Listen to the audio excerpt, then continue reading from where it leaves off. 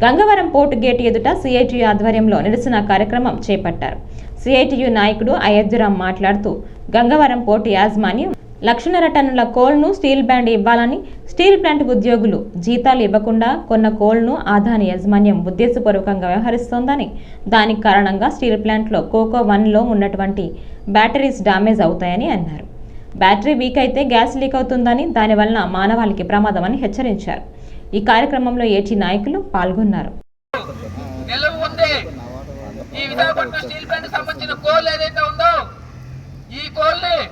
మాకు డబ్బులు ఇవ్వాలి అని చెప్పేసి విశాఖపట్నం స్టీల్ ప్లాంట్ ఈరోజు దినదిన గంటంగా తయారైంది. ఎప్పుడు ఏం జరుగుతుందో తెలిసే పరిస్థితి లేదు. విశాఖపట్నం స్టీల్ ప్లాంట్ పూర్తి సామర్థ్యంతో ఉత్పత్తి చేయాలనంటే ఈ యొక్క గంగవరం పోర్టు యాజమాన్యం 1,00,000 టన్నుల కోల్ని ఉద్యోగుల జీతాలు కూడా ఇవ్వకుండా జీతాలు పణంగా పెట్టి కొన్నటువంటి కోల్ని విదేశాల నుంచి వచ్చిందని ఇక్కడ పెట్టుకున్నారు. ఆ కోల్ ఇవ్వకపోవడం మూలంగా స్టీల్ ప్లాంట్లో 450 పుషింగ్ చేయాలంటే కోకోన్ బ్యాటరీస్ 150 పుషింగ్లకి తగ్గిపోయాయి. తగ్గిపోవడం అంటే ఉత్పత్తి ఆగిపోవడం కాదు, పుషింగ్లు ఆగిపోవడం కాదు. అక్కడ వచ్చే నష్టం కోకోన్ బ్యాటరీస్ వాళ్ళకి హెల్త్ దెబ్బతింటా ఉంది.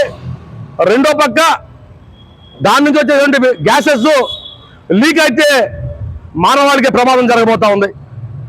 ఇంత జరుగుతున్నా ఆదాని యాజమాన్యం చిన్న చిన్న లిటిగేషన్లు పెట్టుకొని కోర్టులకు పోయి ఫ్యాక్ట్ ఛార్జెస్ కట్టినా, లోడింగ్ ఛార్జెస్ అని, డెమరేజ్లు అని చెప్పి బెదిరిస్తా ఉన్నారు.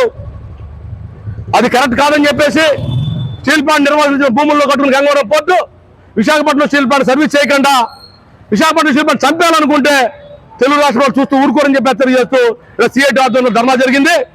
తద్వారా విశాఖపట్నం పోర్టు నుంచి గంగవరం పోర్టు వరకు ఉన్న 2.5 లక్షల టన్నుల కోకింగ్ కోల్ని వెంటనే రిలీజ్ చేయాలని చెప్పేసి, చేయకపోతే తీవ్ర పనులు ఎదుర్కొంటామని హెచ్చరిక చేస్తా ఉన్నాం.